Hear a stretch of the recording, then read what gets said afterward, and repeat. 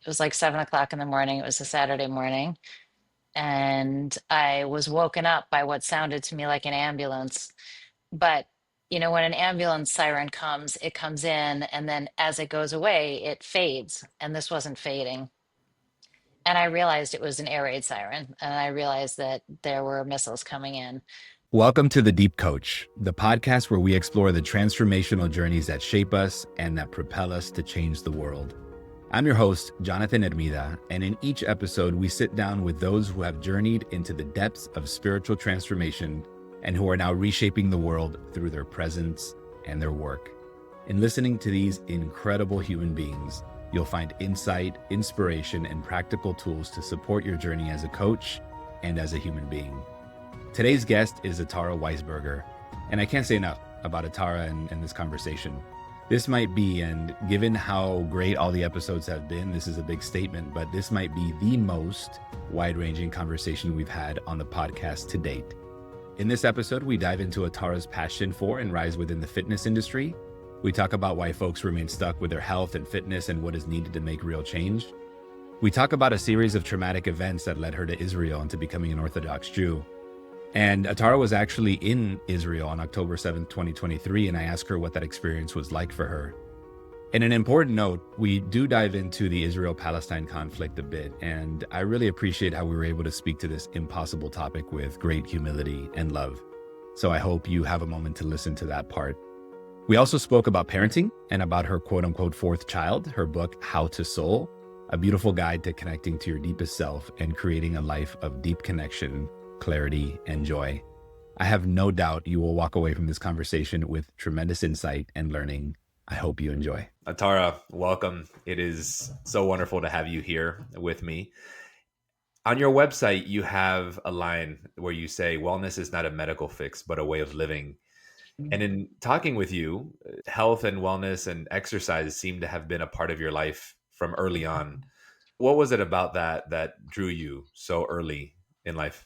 I mean, my family was always very outdoorsy. I grew up in Minnesota and we were always active and outside, and it was pre-cell phones, and I wasn't a television watcher, and always we were always very active. But in I started running when I was in junior high, and then I was a cheerleader in high school, and I became a fitness instructor at like age 17, and I've been teaching ever since. I'm still teaching 30 plus years later. So being active and moving around was always like, I always considered myself to be an athlete. It was just kind of part of my lifestyle from a very young age. But I think that it was also like I had a sense that it was not just a way to you know, look good and have something to do, but I felt like it made a big difference in how my mind operated. And that being active really gave me it was always the one thing that no matter what was going on in my life could calm me down and center me. And so that was something that like I always had in my life. So, Yeah. What have you noticed? I guess jumping into this part, since we are talking mm, about exercise and nutrition, and it is a passion of mine as well. What do you notice people that have come to you over the years since you were younger to today most struggle with? mm, ambivalence, wanting two things at the same time. Like I want to get in shape, but I really want to sleep in. I want this, but I also want that. And I think that's the number one thing. I want to quit smoking, but I really enjoy smoking, right? So, or whatever.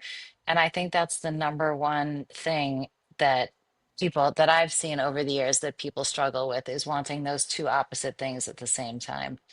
And resolving for that ambivalence, which is normal, is a process that requires kind of a bigger picture overlaid on top of it. We talk about in coaching all the time, right? Understanding your why, understanding what's important to you, understanding what do you want even more than that, right? And so I'd say that that's probably the number one thing that I've noticed. The other thing is that it's never about, oftentimes the problem or the issue or what keeps them stuck isn't what they come in and present with. If they come in and present like I really want to get fit, or I want to lose weight, or I want to have better sleeping hygiene, or I want to whatever it is that that they want to do, as we get into the actual behavior change piece of it, it becomes clear that there's something underpinning those habits to begin with. So you kind of have to back things out and back things out a little bit in order to really get at that, because those are strategies, right? We all have these living strategies and these coping strategies that we use. And those strategies probably served them at one point, and then they get to a point where they don't serve them so well anymore. So we end up kind of backing into, other aspects of the growth process, which is the part that I really love. So, Yeah, I mean, I speak to student coaches all the time, and I tell them if it were, what is the thing that folks are needing when they come to coaching? It's typically simple, when it comes to health, nutrition, things like that, because right. what is it? Exercise. The solution is just exercise. Get up, do it, do the thing. What's the solution? Eat healthier, right? It's Hmm. quite straightforward. It's quite simple, and yet Right. our mind is so complex, and the habits, the belief systems, all those things that we developed over the years are so ingrained that it's so difficult to do that simple thing, right? For so many. It is. It is. And once it's a habit, uprooting that, habits are basically automation in your brain. Right. And so uprooting that automation requires a lot of mindfulness and a lot of presence and a real focus on what you want next. And that's the trick, because a new behavior, it takes some time for it to to become even familiar, let alone to replace an old habit, so to speak. So Yeah. it's a process. What do you notice makes a difference between those that break through and those that remain stuck? Wow, what a great question.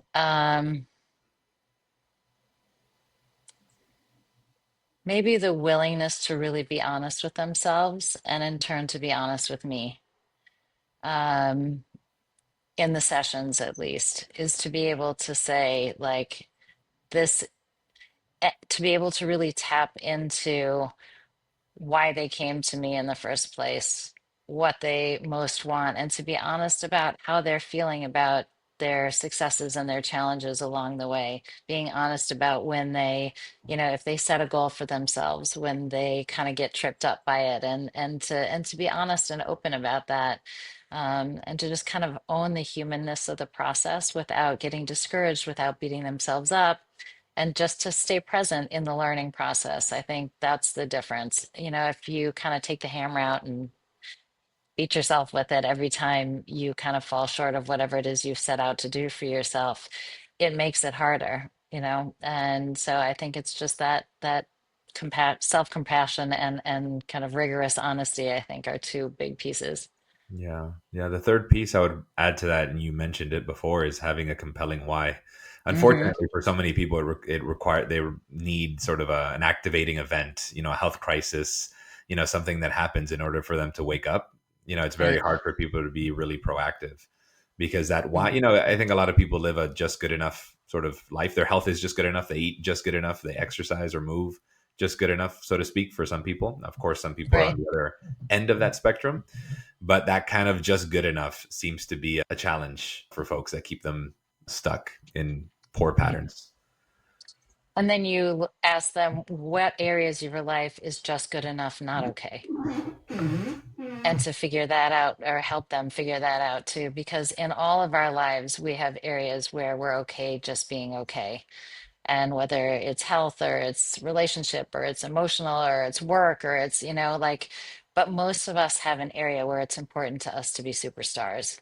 Yeah. And it, kind of seeing if there's any connection between where they're trying to go and areas of their life that they're not willing to be just good enough in is an interesting exploration also. So, Yeah, feeling into it and trying to find out what mm, those levers are for those people.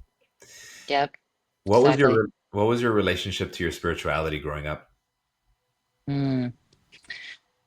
So my family of origin, there was not, it was not a spiritual household. Let's just put it that way. And yet I didn't have a name for it at the time, but I was definitely a spiritual kid. I would say that nature was my most powerful form of spirituality, nature and music. And if we end up, getting to talk a little bit about how to soul, those are two of the chapters in the book too, about spirituality and nature and spirituality and music. But I was always, um, I would say, kind of intuition oriented, very oriented towards nature. I had spiritual outlets, but I didn't have a name for it as such. And so there wasn't really any kind of spiritual context for me that was official. I mean, I sort of started to, like, I read certain books that I considered spiritual. I think the first spiritual book I read was a book called Many Lives, Many Masters, and I loved it. I think I read it 4 times. It was so compelling to me, and this idea of, that that there's, life after this one, and that we can come back and we can be recreated and we get another chance, and like all of that I thought was like so fascinating. So I gravitated towards those, but I had no context or training or anything else. Didn't know what to do with those feelings or what it was called. So that was kind of that was like that until my late 20s, really. Was Judaism part of your cultural life growing up before it became part of your life later on? Yes and no. I mean, I was raised in a house that kind of observed like 3 holiday days a year, and that was it. Otherwise, our life looked like everybody else's life that lived around us. I mean, I knew that I was Jewish, and my parents were proud Jews, and we were certainly, very, as you say, like a cultural framework to a certain extent, but it had no practical import to my life. It didn't change, anything that I did in my life. I just lived just like everybody else. And so, there really wasn't, it didn't have any impact on me, truth be told, in retrospect. So, Yeah, yeah. Can you describe the catalyst that sent you on a deeper journey? yeah. Um, so I was living after graduate school, I moved out to Washington, D.C., and I was living and working there. And I had traveled a lot, and I you know, had been lots of different places, met lots of different people. And I definitely kind of had this sense like I didn't fully belong anywhere. That was kind of the feeling that I had at the time. And I wasn't really searching. I mean, I had a good job, and the person that I was, in my personal life that I was seeing was going well, and I had friends, and like I didn't feel like I was like lacking anything overt that I could put my finger on, but I definitely felt like there's just that missing piece. And then when I was in Washington, D.C., I was working for an organization where we did urban greening projects, and I was working in the public housing projects in Washington, D.C. And there were a series of 3 things that happened within a short period of time in Washington. One is that I was outside during a drive-by shooting in Park Morton, which is the public housing complex where I was working. Everybody was fine, but it was a little terrifying. All the kids were fine. Everyone outside with me was fine. But that was very scary. And then I'm a runner, and I was on a running trail, a pretty public trail, but it was quiet. It was a day, it was quiet, and I actually was assaulted on the trail. I was fine. Again, I got away. Nothing happened to me. It was all okay. But another traumatic event, and and then there was a third piece to it. But I said to myself at the time, I was like, I don't know what's going on. I just know I'm not supposed to be here. There's something something's telling me that this is not the place for me, but I just didn't know where to go. And soon after that happened, a close friend of mine that I grew up with in Minneapolis told me about a program in Israel. And he had tried to kind of get me involved in, he had gone on to become more observant or much more observant. And he was kind of trying to bring me along with him, peripherally or whatever. And so he would send me different things, and nothing really landed. And then at some point, he said to me, "You know what? I'd love for you to go on this program, and I can send you for basically free to go to Israel for a month on this program." And I was like, are you sure it's really free? Like, what's the catch here? And he said, no, I think you'll really like it. It's all the things you like. It's travel, it's politics, it's meeting new people. It's like all the things that you like. And there's some, traditional learning that goes on also. And I was like, okay. So I took a leave of absence from my job. I went to Israel for a month, and I ended up staying there for a year. and learning in different places, and then came back, moved my stuff out of Washington, D.C., put it in storage, and then went back to Israel again for a second year, and spent another almost 12 months learning. What So did you discover in that first month that made you want to stay for another year and beyond? it was to date the most magical month of my life for sure. I met the deepest people. I met other people who were seekers like me in ways that I didn't even know that I was. I felt like I was grounded in something that was so much bigger and so much deeper than anything I had ever experienced before. And it was like in the air there. And it was the first time in my life. I was 27 when I first went there. It was the first time in my life that I felt at home. And to this date, it's the place that I feel at home. And I go back and forth quite a bit, and was there on October 7th, Mm. and have spent a lot of time there. And it was just this feeling that this is where I belong. And it was totally, there was nothing there that was familiar. It's not because I recognized anything. It's not because I recognized anybody. I didn't know anyone there. I mean, I met lots of people, and made friends there and all of that, but it's not because it was familiar, and yet it was utterly familiar to me, like I had known it my whole soul existence, and that was very powerful. Yeah, incredible. What did you begin to discover about yourself being there and living there? That I was part of a very, very, very old tradition, and that our purpose in life, it was really like, what's my purpose in life? And it completely and totally upended and reframed that purpose. And it didn't change who I was. It didn't make me different or have different interests. I just melded it like that. That's an interesting part of it, is like kind of melding what you want to take from pre-transformation and figuring out how to synthesize it with during and post transformation, if there is such thing as post. I don't know that we're ever done, right? We're never finished, we're just continuing. But from the point of perceived transition anyway, is how do you, what do you keep, what do you take with you, what do you leave behind? And that was an interesting process, and it was, my approach was very different than a lot of the people around me, who I saw kind of really jettison a lot of who they were pre-transition, Mm. and I was never really comfortable with that. Like, there were things about my life and myself that I really liked, and I wasn't really so interested in getting rid of those. But I did want to add in all of the beauty that I saw in what I was experiencing. So I don't know if that answered your question, if I just got off on a tangent. You did, and I have a couple follow-ups here.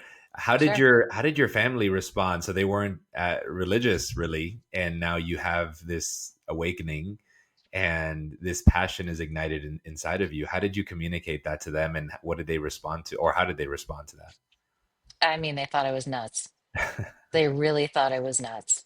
And it took them a few years to accept that this was like, being an Orthodox Jew has a lot of ramifications in terms of lifestyle change. And they were really just, I think they just chalked it up to some kind of phase. And 26 years later, I think they've realized that it's really not a phase. So, I wasn't married at the time yet. So it was really just like the only people who could react were friends and my parents and my sister. And, they definitely thought I was nuts. And they're like, why do you want to do this? And they had lots of questions, and lots of the same questions I had. And we would have some good discussions, and now they're very, now I have kids who are adults, and they're living the same lifestyle and as me, and I think my family really sees how they've turned out, and are drawn to it. So What were some of those questions they were asking you? a lot of questions about like the role of women in Judaism. and what that looks like, why we have like why we do the things that we do, whether it's keeping the Sabbath or it's keeping kosher, or if it's like why do we do those things? What's the rationale for them? Where does that all come from? What is that? And we would have a lot of discussions, and then they would ask more questions, and as long as they were curious, I was happy to converse with them. Never ever wanted to push it on them. I would never like spirituality, as we know and believe, is very much an individual choice. And our relationship with our creator is absolutely individual, and our spirituality is individual, and everybody has to find the path that resonates with them. So, but I was grateful for their curiosity once they decided that this wasn't a phase, which, took a few years. Then they started Right. asking questions. So that was good. How long did it take you to become, I guess, Orthodox? Few years. Yeah. I'm still working on it. Yeah. And what does it mean to be Orthodox in the tradition? It means that it's like you really keep the traditional laws that are in the what I guess is known as the Old Testament. And yeah, it's just lots of different lifestyle pieces to it. But it's really, keeping keeping the major tenets of uh, of the Old Testament. Yeah. Was there any piece that was more challenging than others? Oh, lots of them are challenging. Like Lots of what? them are challenging.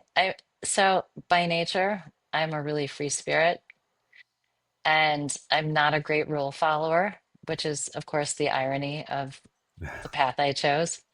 And it was an adjustment. Like, just for example, I love travel, and one of the biggest parts of travel for me is eating the foods wherever you go. Like that's to me, it's the people and the food and the scenery and right and all the things.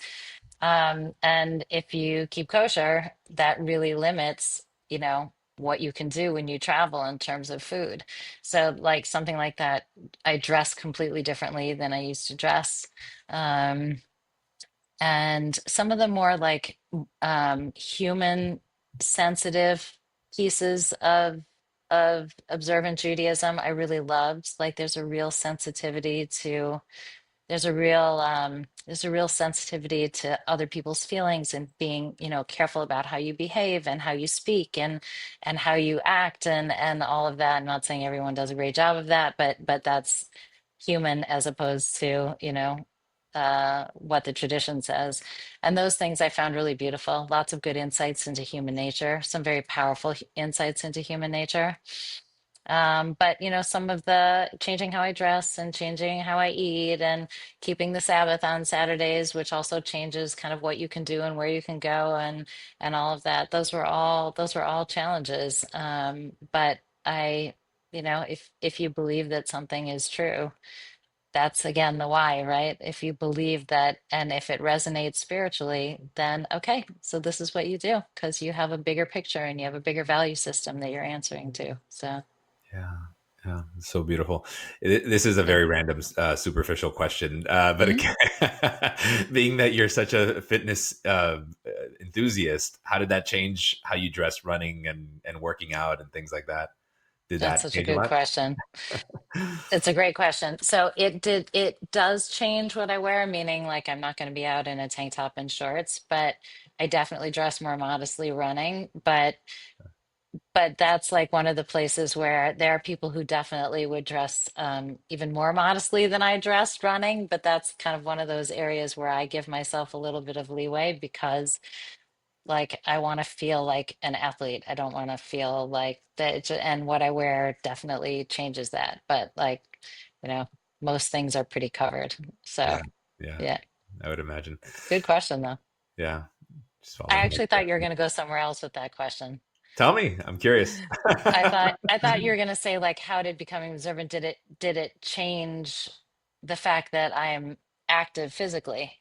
If that's where I thought you were going to go, and I was going to say that the opposite is in fact true, meaning that I brought fitness into my community. I opened up a women's fitness facility. I've been coaching in the health and wellness space in my community for over 20 years.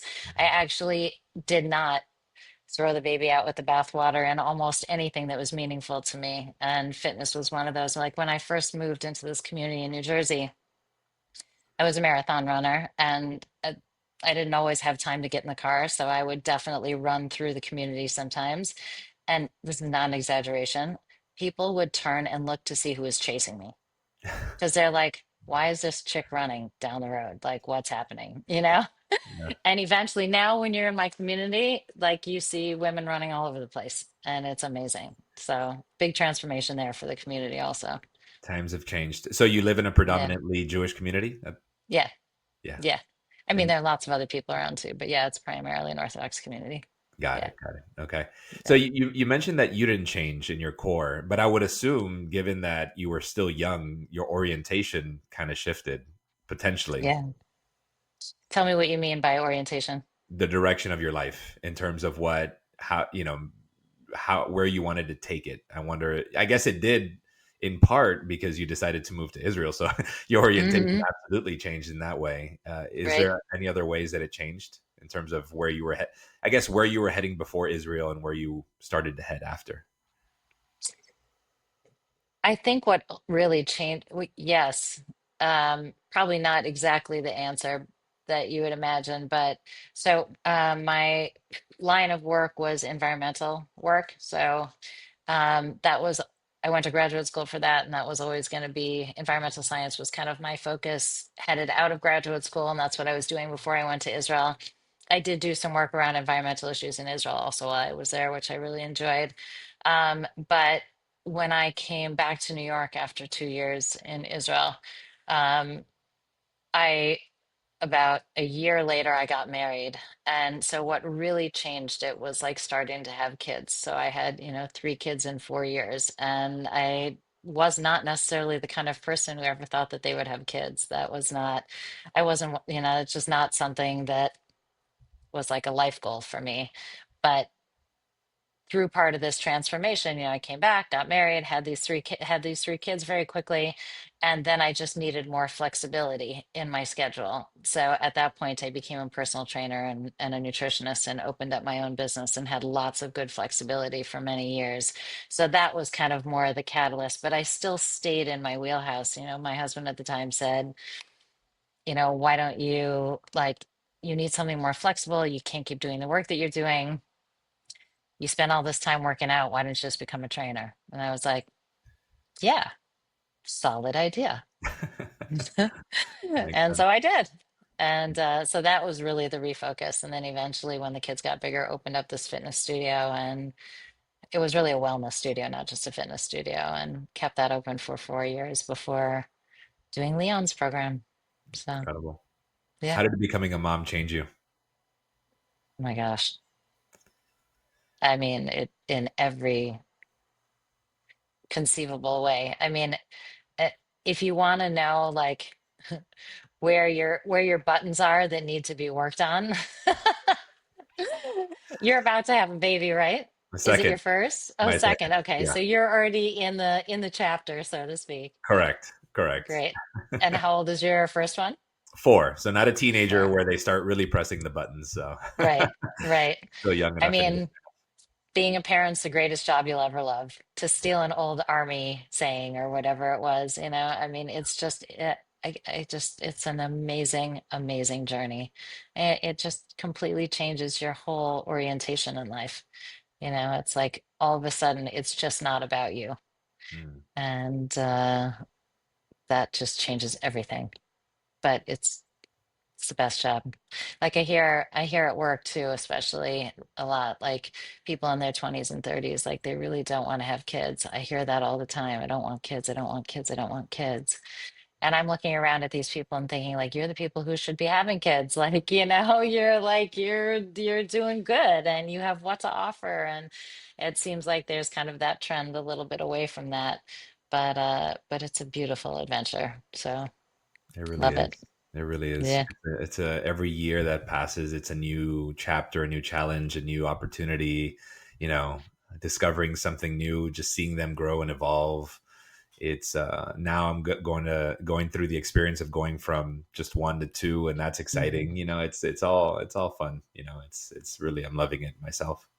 What's your favorite thing to do? It's a girl or a boy? Your first one, My first is a boy, second a is a boy. girl. Yeah, Oh, so nice. So yeah. what's your favorite thing to do with him?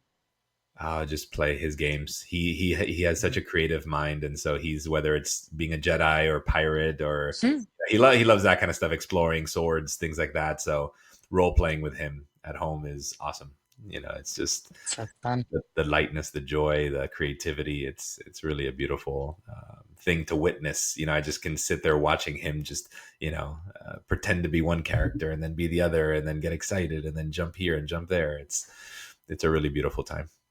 It's so nice to see their minds at work when they're unfettered Yes, and yes. no one's told them you can't do this and you can't do that yet, you know? Yeah, it's interesting. Actually, the other day, he told my wife, I haven't heard it myself, that he's like, "Can you teach me how to dance? I don't know how to dance." And we were both taken aback by that. Like, where did he get that idea? Like, what, he's so young. He Hmm. just turned 4 a week ago.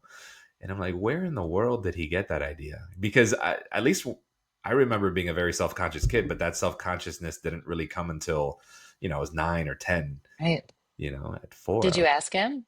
Yeah, and he What do you didn't say? really answer, and then I started to get him excited about, later we're gonna dance and we're gonna do this and do that, and that kind of oriented him to excitement again. But I'm very sensitive to the things that ailed me as a little boy, Mm, yeah, and for making sure sure. that I can support him in a way that I wasn't supported through those same tribulations or trials or Right. whatever. Yeah, It's a big gift to be able to have the self-reflection, to have the self-awareness, to know what you were experiencing and that you don't want the next generation, so to speak, to have to go through that. It means that that learning was, you know, you're going to pay that forward. yeah, yeah, and I'm sure what you're experiencing is, no matter how good our parenting is, there's always things that our kids hold on to, and you Oh, know yes. Oh, things that yes. they carry and have to work through, and that's part of the human journey for everybody, Right. no Right. matter what. What is your Yeah. relationship with that aspect of parenting? About that, there's always stuff that they're carrying, you Yeah, mean? just confronting your kids' own stuff that comes up as they grow. Right. Um, but there's stuff related to how I parented them or just their stuff in Whatever general. their stuff is, everybody's stuff is different. Their self-consciousness, Right. their resentments, their, Right. frustrations, whatever that might be. I mean, that's where so much of parenting, like the rubber hits the road in terms of parenting, right? Because those are the things where when we feel powerless or we feel responsible or we feel lost that we don't know how to guide them, right? In those situations, that's often where we make the parenting mistakes. And one nice thing about having kind of like the transformational coaching mindset, for example, and the awareness is this idea of allowing somebody else's feelings and allowing somebody else's perspective without personalizing it, without driving all that inside you, right? And to be able to maintain some kind of objectivity. Not, I don't mean coldness. I don't mean we don't approach it with feeling, but I think we get into trouble as parents when we get scared that we don't have the answers or we don't know how to guide them or we feel like we're being blamed or and then it triggers our stuff. And that's the thing about parenting is it's just like you really are constantly having to check in with yourself about how do I want to respond. And sometimes we're aware of things like you are talking about, some of the things you went through as a kid, like you have an awareness of those are top of mind for you. What about the parts of ourselves that we're not aware of? And then the first time a kid comes knocking on that door and it's like, whoa, what was that I just felt, right? It just takes high level self-awareness.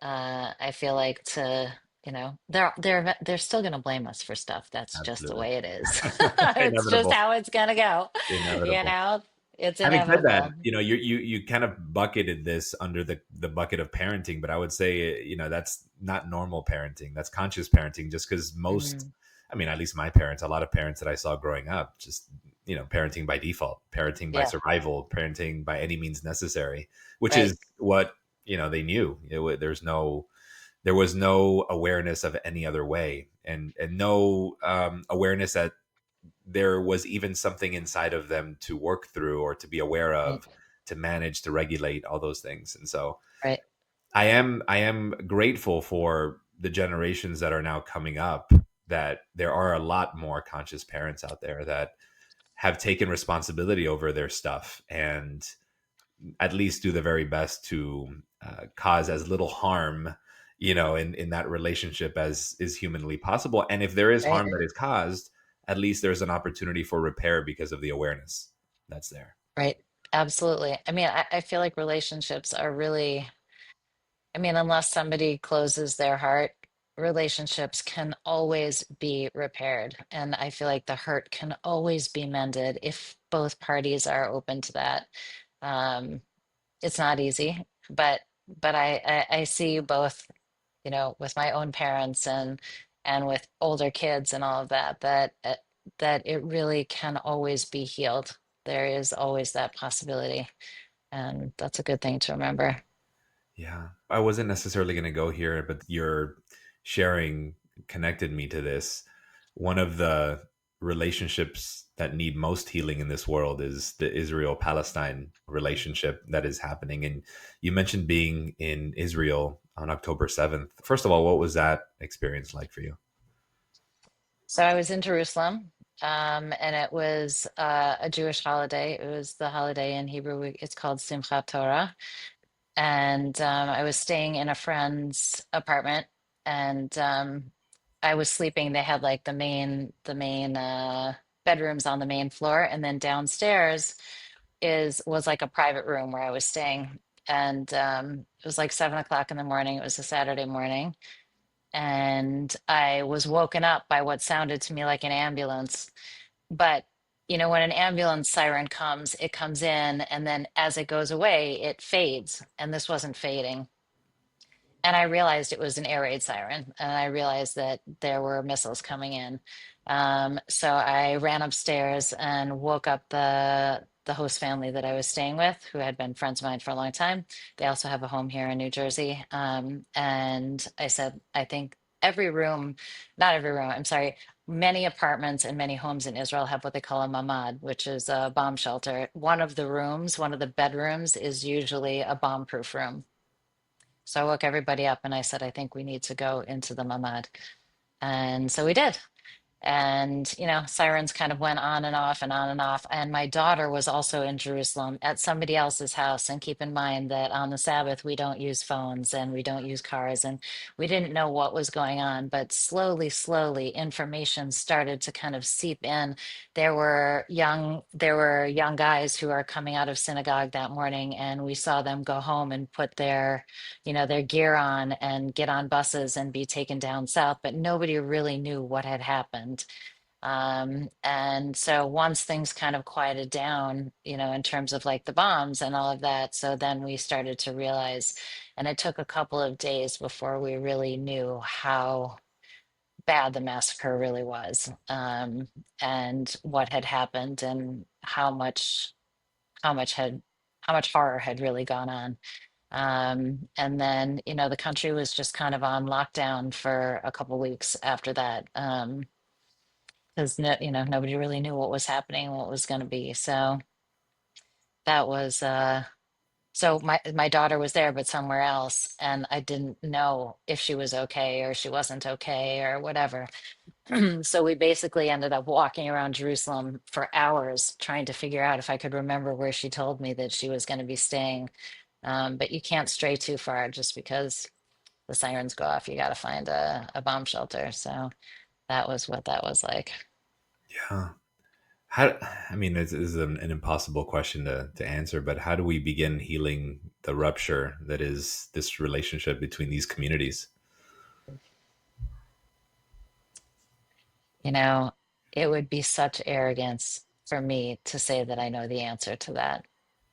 I mean, great minds have thought about this question, the Middle East question, and people who simplify this don't really understand the situation and how complicated it actually is. Um, I think it's really important to distinguish between terror and regular people. Like that the world is kind of denying that they are actual terrorists and doing horrible things that have nothing to do with, it doesn't matter what your reasons are, like slaughtering people and raping people and murdering people. Like there is no reason for that. And I think we have to distinguish between people who are just trying to survive and people whose mission it is to wreak havoc on the world and to do horrible things to other people, no matter what the reason is. It's never justified. And, but it's so complicated. And I really don't know. I Yeah. really don't know. Yeah. Yeah. It almost feels like there's not much to do other than, we in deep coaching, you hold the space for whatever wants to arise. And I default in just holding space, holding space, holding space. We don't know where the opportunity lies, and nobody Right. does. And all we really can do is continue to hold space within our hearts for others, for the suffering.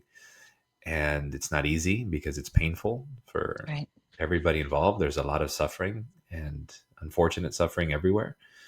But man, yeah, this is just it's gone beyond a Middle East thing. It's just a collective human crisis that and the pain body is just there, in that region, just so strong, and yeah, I don't know, just one would hope that eventually we find some light at the end of the tunnel in some sort of way, that love somehow enters into Mm, everyone's heart, and we find a way right. forward. It's interesting because, I think, especially a lot of us with our kind of spiritual radar up, I think there is a sense of everything shifting, like, and shifting quickly. And, I sort of feel like we can hang on to the old tree and it's just going to keep shaking. And, or do we kind of let go of that tree and see, like, if there are kind of greener pastures out there, meaning that there's changes is so rapid and so intense all around us. And I think the holding space idea is kind of the spiritual space right now, not taking sides, not trying to force an outcome, not, yes, it's like continuing to like root for humanity, right? To continue to root for what is good about humanity and what our potential is to be good. Um, but I think that there's a kind of a general groundswell of change, and that idea of just not holding on too tightly to anything may be ultimately the way that we survive all of these changes, you Yeah. know? And it's the scariest thing to do for folks involved in it. So it's scary. It's scary to let go of, like, it's scary to be in that animated suspension place for sure. Yeah. Yeah. Definitely. And especially when I mean, just there's so many parallels, but the when one goes through a spiritual upheaval, the old identities tend to fall away and new ones come, and so that feels tumultuous. And in this particular case, suspending sort of control feels like, our physical bodies are at risk, and in some ways Yeah. and I'm not saying our physical bodies, their physical body, the ones that are actually Yes. there physically, are at risk, and that becomes a lot harder. That's Hmm. in our very, the deepest part of our brains, in the amygdala. It's like it's fight or flight. We need to hold on to control, or else we're doomed. Right. And so, how do you Right. bypass that? I That's don't think the people on the ground there can bypass it. I'm no, not talking about them. I'm thinking for those of us who are kind of on the outside or bystanders or onlookers. That's really what it is. Like, reading something in a newspaper or reading something on TikTok doesn't make it so. right, right, And I've had a lot of discussions with people who have never been to the Middle East and have very, very strong opinions about what's going on there. And my answer to them is always go, go see for yourself. If you want to talk knowledgeably about something, Yeah. go see it. Go see what's happening. Go see what it's like in Gaza. Go see what it's like in Israel. Go see what's going on there and what the dynamic really is. And, just because there isn't any better source of information than firsthand information. Yeah. And, I just always encourage people because you just have to see it to believe it, and that what we read and what we hear and what gets kind of talked about and isn't always what it actually is. And, good people on both sides and not so good people on both sides. And, but if I knew the way forward, I would, I'd run for some kind of office, Oh man. Oh you man. know? Yeah, do something about it for sure. Yeah. Yeah. Yeah, exactly. Where But and great how? question. Very Yeah. brave questions. So Yeah. thank you. Yeah, you're welcome. You're welcome. Yeah. Where and how did deep coaching come into your life? So after I closed the fitness studio, I knew I wanted to stay with some kind of coaching, but I was sort of wanting to move away from the focus on physical wellness. And I felt myself changing.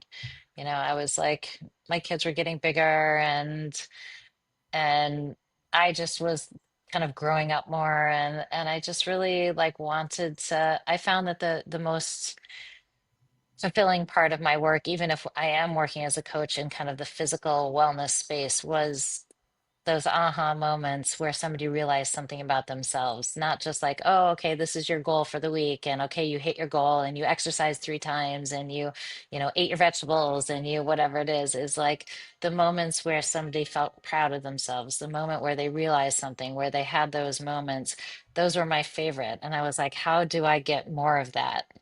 And I literally did a Google search. I looked up like spiritual coaching or something like that. And I was like, there's no way I'm going to find something. This is silly. Right.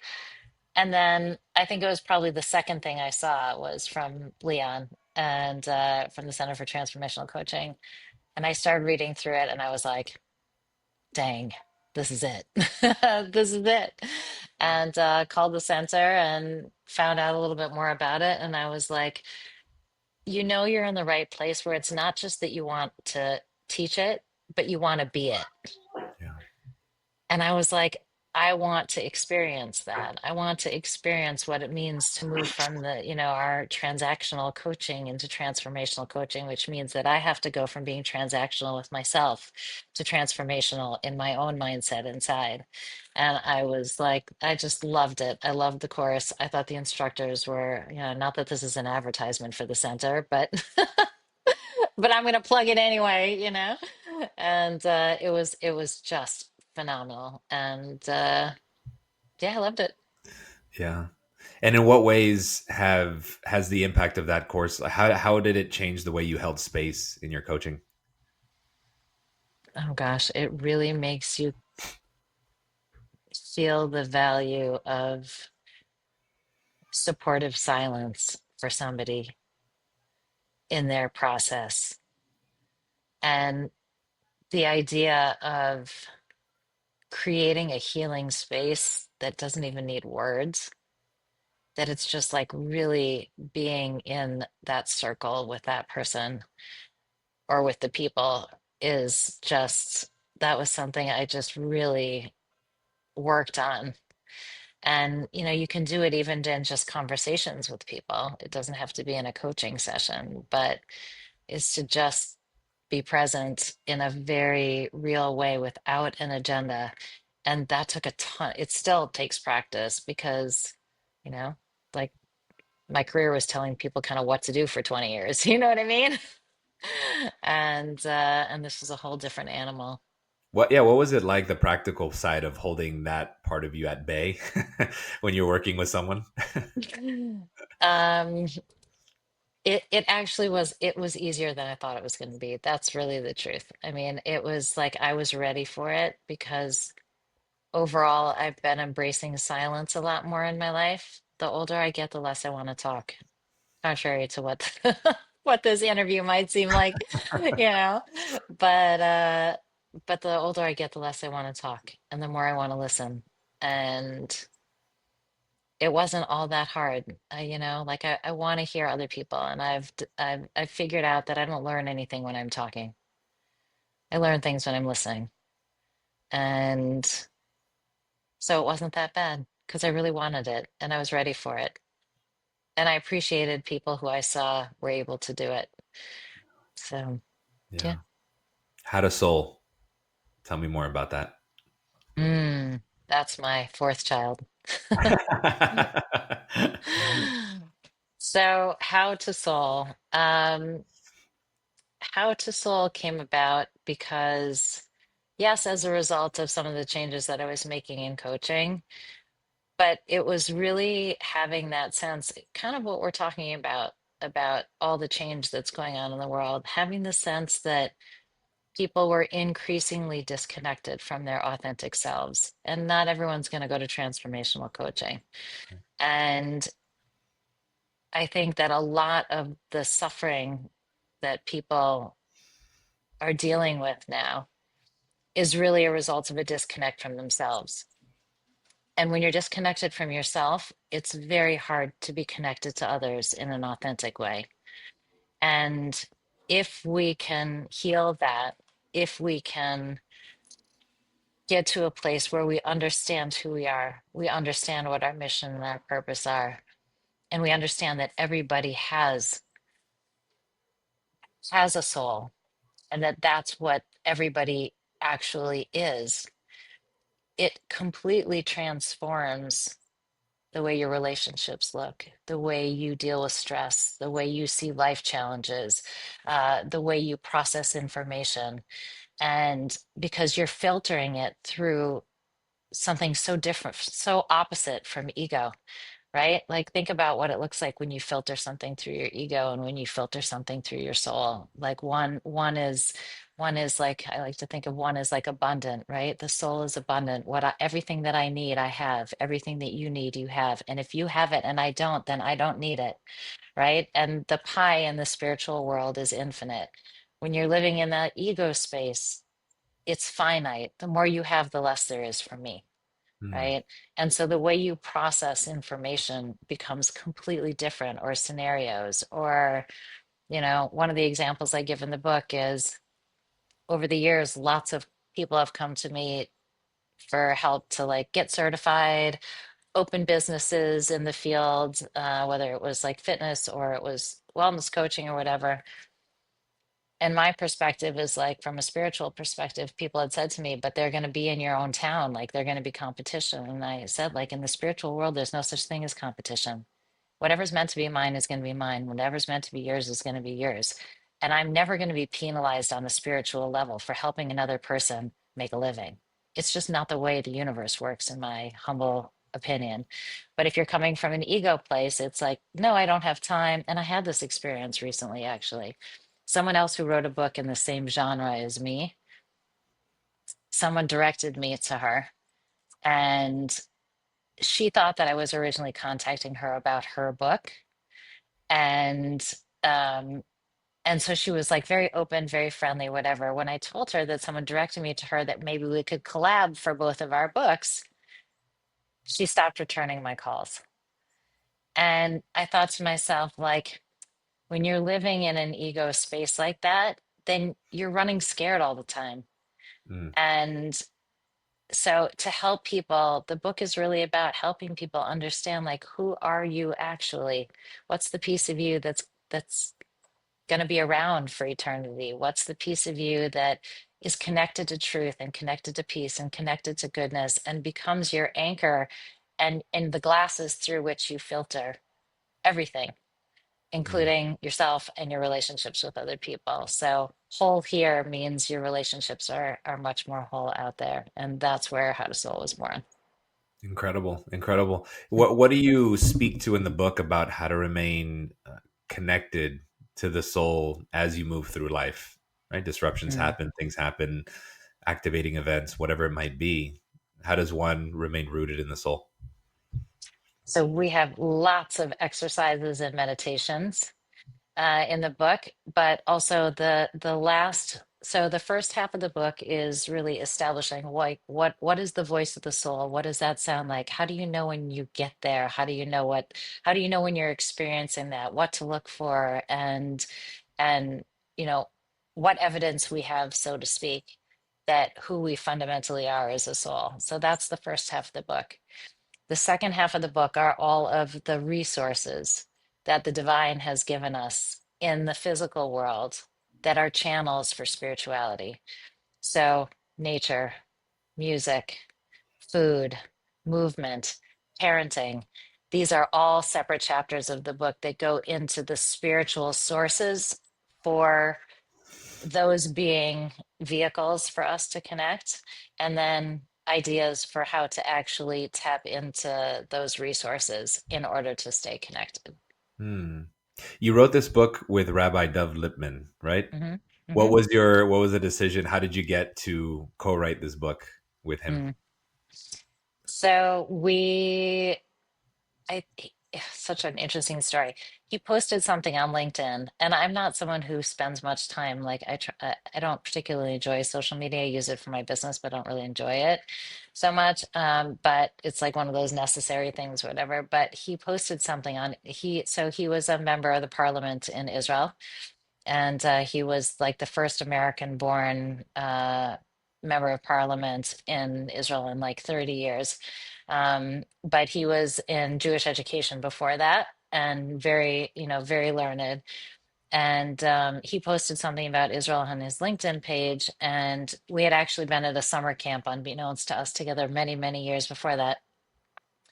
And he posted something, and I commented on it, and I think he must have recognized my name from camp, and he reached out and he's like, "Oh, I think we know each other." And we had a conversation, and he saw that I was into wellness. And he was very interested in the fact that the Orthodox community is so far behind. Less so now, but at the time, he felt like they were so far behind. And what was I doing to kind of, bring the community up to speed in terms of health and wellness? And so we had a bunch of conversations about it. And he said, like, "Did you ever think about like writing a book?" And I was like, "Well, yeah, like a million times, but haven't done it." Um, and I said the truth is that I would want to bring in, biblical sources into that. And he said, "What if we write it together?" And he'd work on the biblical sources, and all from the original Hebrew, translated from original Hebrew. And I would kind of do a lot of the writing around it. So we uh, we wrote two separate manuscripts. So the first manuscript was called Food, Mood, and God. That was the first manuscript. Got sent off to a developmental editor, and she looked at it and said that of all the things in the first manuscript that we wrote, the pieces that she liked the most, she's not Jewish, she's a professor from the University of Minnesota. And she said these biblical sources that you have and the work and the chapters about the soul are the most unique and the most compelling. So we wrote an entirely, with her help, we wrote an entirely separate manuscript, which became How to Soul. So it kind of had two totally different iterations. Unbelievable. So Yeah. you mentioned that this was your fourth child. Mhm. What was the birthing process like with this fourth child? Co-writing it with someone, what did it feel like for you? Well, I mean, writing to me is like heaven. I mean, if I could sit and write all day for a living, I'd be a very, very happy lady. It just doesn't pay that much. So, but it was amazing. I loved it. So we didn't meet in person. Like we worked from 6,000 miles away for almost 2 years before we actually were in the same room together. So we wrote the entire first manuscript all virtually. And then once we started working with this developmental editor and started looking for publishers and things like that, so then, I would occasionally go to Israel, he would occasionally come to America, and we kind of worked that way. But it was funny because I would write, and then it would be the middle of the night in Israel. And so then the next day he would edit what I wrote, then he'd write, then I'd edit what he wrote. And it was like this brain back and forth. It was awesome. It Yeah. was really awesome. It So works. It works. We yeah, have a global team at the center, and we have folks in different time zones. And like you said, somebody picks it up in the morning, their morning, then somebody leaves it by their evening. Somebody it's else picks great. it up in their morning, and it's like a baton being handed off day by day. Isn't that cool? Yeah, it's amazing. It's like a cool thing. And then you wake up the next day and you're like, oh wow, it's done. Yeah, yeah, yeah. Cool. So, I don't know. I just went to sleep, woke up, and it's there. Awesome. That's Yeah, great. yeah. Love What that. you've had a just a really kind of winding career, but focused, as well. Just building piece by piece. What advice would you give coaches coming into the industry as they build their own practices and they try to make something of it? Mm. I know it's a general question, but what general advice might you give someone? So there's the art and then there's the business of the art. And you can be an amazing, amazing coach. But the reality of it is that either you need to have a business partner or I think the hardest thing that I see, the thing I see coaches struggle with the most is that piece of the business of coaching. Um, yes, hone your coaching skills. That's really important. But spend some real time figuring out what your niche is going to be, like the niche that speaks to you the most. Everybody's a coach these days. There's a coach for everything, right? And some are well trained, some are not well trained, which has an impact on our industry for sure. But so get very clear, or to the extent that you can, on what kind of change you want to make, what speaks to you, but then you have to dovetail that with what is there a market for. So it's not always so fun to think in those practical terms, but it's necessary because if you want to keep doing your work, you have to think about the business stuff and getting educated, like getting good certifications and getting educated. So you are one of the ones who is well trained, practicing your skills, and then really thinking, like going inside and thinking about what resonates the most in terms of what I want to help people with and where does that dovetail with what is there a market for? I would say those few things. Yeah, and there's so much resistance from student coaches or coaches coming into the industry to niche down. They see it as a Mm, limitation, and yet it's the only thing that will help them to stand out, like you said, in a right, really saturated market. right. And it helps you focus. It helps the coach themselves know who they're targeting. It's not just, it works in both directions, right? It's Correct. not just Correct. like, it's not just, okay, so then you narrow down who you're going to draw, but you also can focus on who you're doing your outreach to and how, and go right to those places where those people are. That's right. And so it kind of swings in both directions. But it's hard because Yeah. not all of us who are good at our craft are good at the business of the craft. Yeah. But at least in identifying, you're so right. And in identifying the niche, because a lot of people think, okay, I'm a coach. I need to market. Marketing means social media. Social media means I have to Mm, post videos, post content all the time. Sure, that's one way to do it. But if you understand who your niche is, you can very well meet those niches in person in the city that you live in, form relationships. You can get quite creative once you understand who your audience is, what their pain points are, and meet them where they are in ways that serve you and serve where you are in your developmental journey as a business owner. for You know, sure. For sure. Like if you're, let's say you're a cancer coach, you may never need to put anything ever on social media if you build relationships with oncologists that's right. or if you build relationships with the cancer support community or whatever. Right. It could be that all you need is access to a public library for your niche. Yeah. Sorry, I'm just gonna take a drink. Yeah. All good. Um, so social media is one way, but as you say, it is by no means the only way. And niching down is definitely a good idea. Yeah. Yeah. As we So wind down this conversation, if you can leave listeners with one invitation, so something that they can reflect on or practice in their own transformational journeys, what might that be? Hmm. Oh, good question.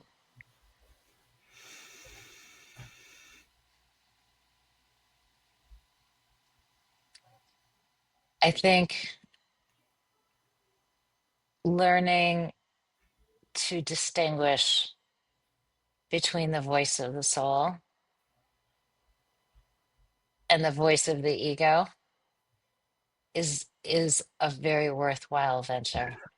And to be able to get quiet and find your center, to be able to tap into that place inside you that's always there and always accessible, no matter what's going on, no matter where you are, no matter what's swirling around you, is is to find things that help ground you in that innermost part of yourself, that inner knowing and the inner calm and the inner peace, um, because it's just with you at all times and it becomes an anchor with time. And so much of our wisdom is housed there in our hearts, in our souls. And I think the world will look a lot different if more of us are spending more time in that space. Beautifully said. Atara, thank you so much. It really Thank you. is so clear that you're someone who not only has done the work, but is living the work. And most importantly, giving back to the world in your own way, in your own niche, in your own corner of the universe, and doing so with such heart, with such soul. And yeah, it's really an honor to get to know you and appreciate your time and everything that you're doing. Likewise, I love the conversation. Thank you so much. Thank you for your time and your amazing questions. And good luck with everything at the center. It is a transformational place. Thank you so much for being with us today. To learn more about today's guest, visit our podcast landing page at www.podcast.centerfortransformationalcoaching.com. You'll find links to their website, social media, and anything else they might want to share there. And if you're curious to explore more about our work, our trainings, or the deep coaching approach, you'll find everything at www.centerfortransformationalcoaching.com. A new episode of this podcast releases every 2 weeks, so please subscribe wherever you listen to stay up to date on each episode. Until next time, stay present, embrace love, and continue sensing into what life is calling you toward. See you soon.